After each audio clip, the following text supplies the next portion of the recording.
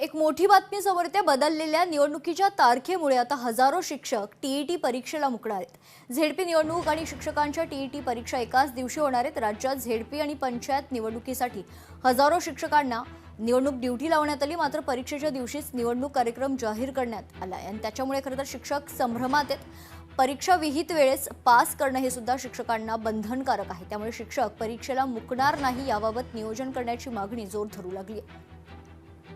या संदर्भात सविस्तर माहिती जाणून घेऊयात। आपले प्रतिनिधी स्वप्नील जाधव आपल्यासोबत जोडले जात आहेत। स्वप्नील, काय सविस्तर माहिती?